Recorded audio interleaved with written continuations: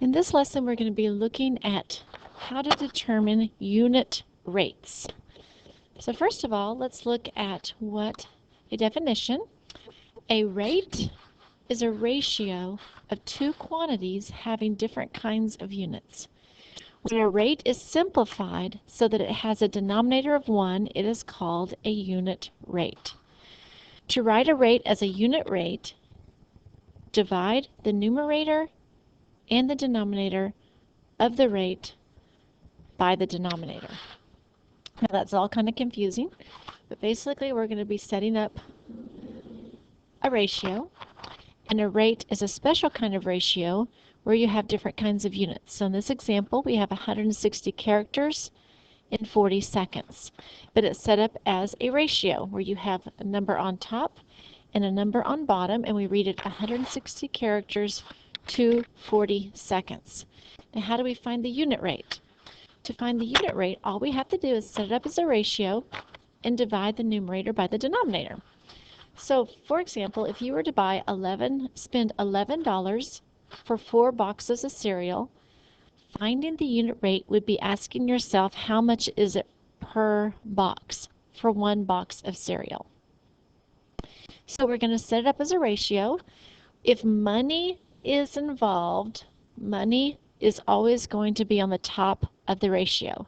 So we set it up, we have $11 and we have 4 boxes. They have the top is dollars, the bottom is boxes. Now to find the unit rate, the price per box, all we have to do is this actually reads, as if you read it as a ratio, it says 11 to 4 boxes, but with that fraction bar right here, what it means is $11 divided by 4. So if you take your calculator and you simply go 11 divided by 4, you will find that the unit rate is $2.75 per box. Make sure that when you're dividing and the answer is money, that you always have 2 digits in the decimal, because in money we always go to hundreds. So $2.75 per box is called the unit rate, the price per box for 1 box. 400 miles on 14 gallons of gasoline. One is miles, one is gallons. The units of measurement are different, so we're going to set this up. Whatever they say first goes on the top of our ratio unless money is involved. If money is involved, the money is always going to go on top. If no money is involved, then whatever they say first goes on top, 400 miles to 14 gallons. Now to figure out the unit rate, or the price per gallon, you simply go 400 divided by 14. And you take your calculator and you punch that in if you want to. I rounded to the nearest tenth, and it was 28 6/10 miles per gallon. And when we label it, you can look up here, miles per gallon. That's pretty good car right there, getting close to 30 miles per gallon. 100 meters in 14 seconds. So this could be a runner or a swimmer. If they be able to go 100 meters in 14 seconds, the unit rate would be how many meters did they go per second. So again, we're going to set up the ratio. Money is not involved, so whatever they say first goes on top. So 100 meters is on top. Whatever they say next goes on the bottom, 14 seconds. 100 meters to 14 seconds. Also, it says 100 divided by 14. So if you take your calculator and go 100 divided by 14, you would find out that it was 7 1/10 meters per second. If there is a long decimal, we typically round either to the tenths or the hundredths. If the directions tell you what to round to, then follow the directions. Otherwise, just round to the nearest tenth. Now, how can we use this? We can use this to figure out the best buy at a store. Let's say a store is selling 2 different sizes of the same brand of sunscreen. They have an 8-ounce bottle for $5.76, and they have a 12-ounce bottle for $8.88. Which size bottle is the best buy per ounce? So we have to find the unit rate for each one of these to see which is actually the better deal. Now remember, when setting up a ratio that involves money, the money is always going to go on top. So with the first sunscreen, we have an 8-ounce bottle for $5.76. So for that ratio, we're going to put the money on the top, $5.76, and we're going to divide it by the 8 ounces. For the second bottle, it's a 12-ounce bottle for $8.88, but it involves money, so we put the money on top, $8.88 for 12 ounces. Now to figure out the cost per ounce, you simply take your calculator, go $5.76 divided by 8, $8.88 divided by 12, round to the nearest cent. I'll erase this so I don't see double writing there. Always round to the nearest cent, which is the nearest hundredth. And the 8-ounce bottle was 72 cents per ounce, and the 12-ounce bottle was 74 cents per ounce. So the 8-ounce bottle was actually the better buy.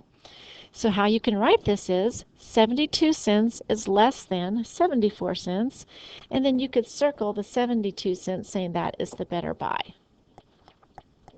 So we found the unit rate of both of them and just compared them with a compare sentence.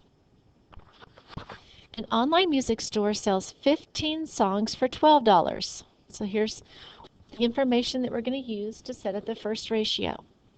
Another music store sells 10 songs for $9.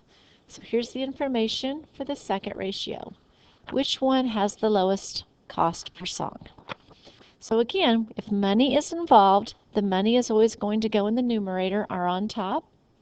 So we have 15 songs for $12. Since money is involved, we're going to put the $12 on top, the 15 songs on the bottom.